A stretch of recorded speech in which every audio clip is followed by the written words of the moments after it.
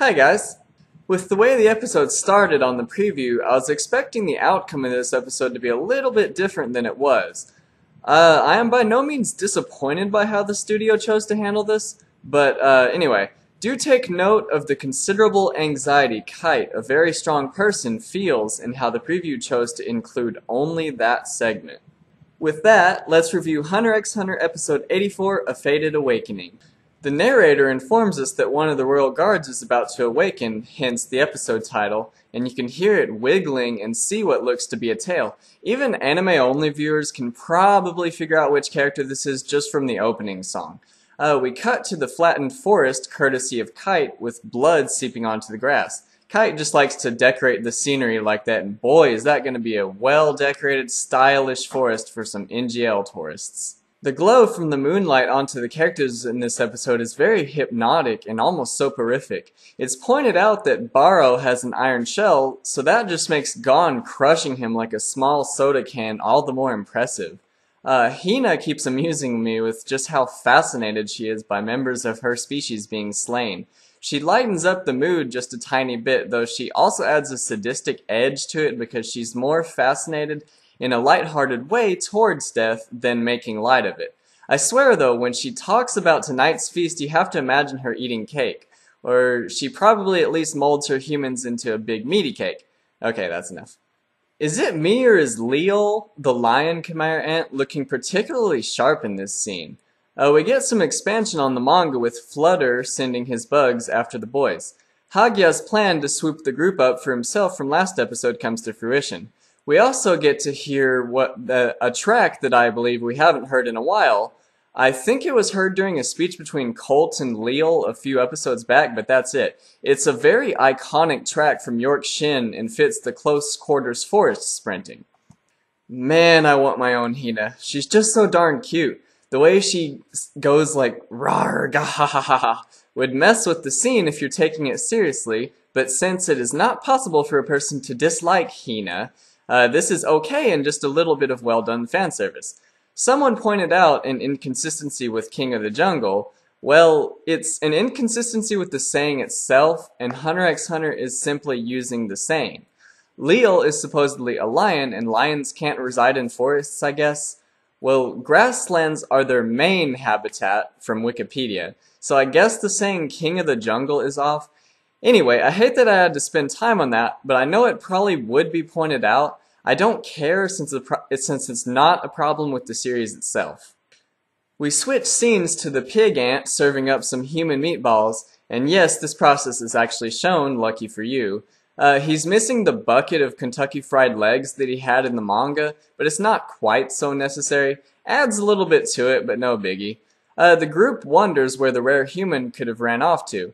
The way Ramet and Peggy interact is a nice surprise. Normally when we see Ramet, he's irritable or enraged, but he gets along quite well with Peggy. I guess it's just Colt he has the grudge against, and of course some 12-year-old kids. Ramet's voice sounds lighter and kind of enlightened to me, and I think that was the intended effect. He says next time he sees those kids, he'll rip them apart and eat them. In Hunter x Hunter, there is a next time for the enemies. They don't just get beaten and go away. Some of them do if their role is finished in the story, but not all of them. Pakal is a survivalist, and as a hunter you have to be. He had an antidote hidden in his tooth, and maybe in another series you'd cry Deus Ex Machina, but I don't think anyone is doing that here since 1, Pakal has already had it extremely rough, and 2, this is the world of hunters, and caution is a very commonly expressed idea in the series. Ramet starts to get cocky with his newly awakened powers and starts aiming for the throne. I don't think any fans of him, myself included, would mind if he did if he was even an ounce strong enough. A shadowy figure descends from its incubation as if to say to Ramet, "No, you will not be king." Its nefarious aura flows out and spreads the room like poison. The eyes glow as a purple, long-haired grim shadow dwarfs Ramet's presence and makes him quiver. Leaving us on our toes, Madhouse switches the scene quickly to King of the Jungle pursuing our friends. Kite emerges from the forest with his scythe out. Now remember, this is filler, and Kite has a 1 in 9 chance of getting his scythe. I guess for the sake of filler, let's just say he got lucky and received it again. Hino once again cuts through the tension with her sweet little butter knife. Demonstrating how intelligent the enemies are in Hunter x Hunter, Leal notices he's immediately outclassed, paralleling the scene that just happened with Ramet. He makes an immediate retreat. Perhaps he didn't sense any killing intent from Kite, and I imagine Kite wasn't giving it off, because he's walking slowly instead of sprinting for his life, you know? And he seems to remember death very well, whereas the frog ant from last episode had to remember it by trauma. He says he's armed with the ability to learn, which in my opinion is far more dangerous sounding than him just shouting, "I'll get you next time, you bastards!" The enemy willing to humbly learn is never a good sign, but it is excellent villainous characterization. The Queen's Nest is close. Alrighty, so everything in this scene is great except for one thing. The use of this music does not fit this scene at all. They made the same mistake of using this music when Kurapika crushes one of the Mafia members in York's shin with a stare of death. It's nothing major, but it does detract a little bit. I would have gone with some harsh synthesizers for this scene, especially because it's the entrance of one of my favorite characters from the series. I even wore this purple jacket just to pay tribute to this character's purple aura. The feline-esque creature renders Rama into a subservient little dog. His or her voice is perfect. I heard a voice in the preview that sounded like a chipmunk, and I worried that there was a 1% chance that it could be Pitto's. The way they did her hand overreaching here to be grotesquely large, just like the manga, they did great there. Ramat has a stride in his step and follows his new commander. Peggy isn't looking so well either. I must say I was quite pleased with how they handled the aura, although I would have liked it to have filled the cavern a bit more as it seemed to do in the manga. Alright, let's talk about Neferpitou's gender for a second. It's uncertain whether Pittou is a boy or a girl, and there's a lot of gender ambiguity in Hunter x Hunter. Simply because I like the idea of Pittou being a female better, I'll refer to her as a she. Fiction is up to interpretation, especially when things are left vague. This is a very heated topic in the Hunter world. People will point out small instances where they think they see curves on Neferpitou's chest. Just believe what you want to believe. Neferpitou, being the absolute freak of nature when it comes to power that she is, points out that the rare human is under a pile of bones. With no hesitation and with the vigor of his servitude to Neferpitou, Ramat closes in on our poor Pakal. A neat touch to the scene of Neferpitou studying is that there's a small light from the cavern shining down on her, as if to signify her divine power. Yet more smart filler takes place of Neferpitou finding out how to obtain the information of rare humans and how their powers operate from the rare human itself, rather than trying to read about rare humans in books like Peggy was. Once Pittou finds out about memory storage in the brain and its location, she picks up some antenna from her fellow ant with a sinister, raspy giggle. The moon keeps showing up. It was shown a lot during the battle between Kurapika and Evogan, during Kite's scythe battle last episode, and it's being shown again. It's an ominous symbol for death. This scene has some interesting alternative artistic merit. Just sit there and listen to the uneasy, interesting voice narrating over the trio as they run under the red moon. Well, sadly, it turns out that voice is Pakal's as you probably figured.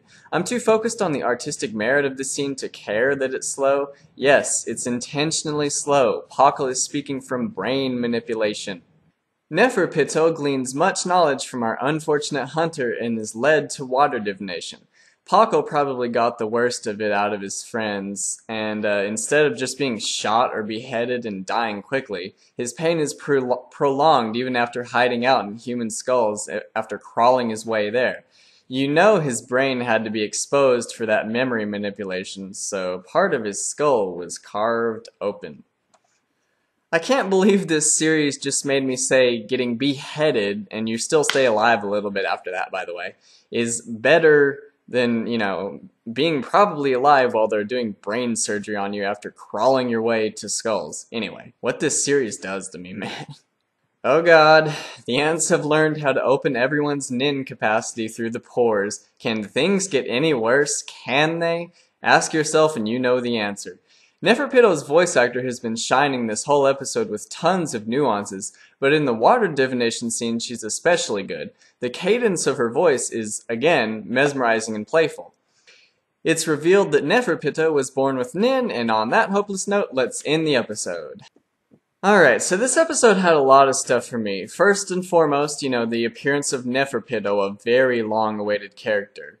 Even though her entrance was a little off, that's really not a big deal. It was pretty minor. I mean, they've had problems with musical choices in the past. It's not a first.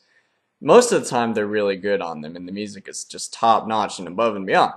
And, I mean, you had your cute little moments with Hina. The moonlight was really well done. I remember I liked that scene that I said had artistic merit. Let's see, an A or an A+. I'm gonna go ahead and give it an A+ because Neferpitou was just so commanding in this episode. She really well done. The voice actor was perfect. And the way Ramet was just, man, his dream was just instantly crushed. That was kind of heartbreaking. But anyway, yeah, I'm going to say an A+ for this one. Alrighty, see you guys again.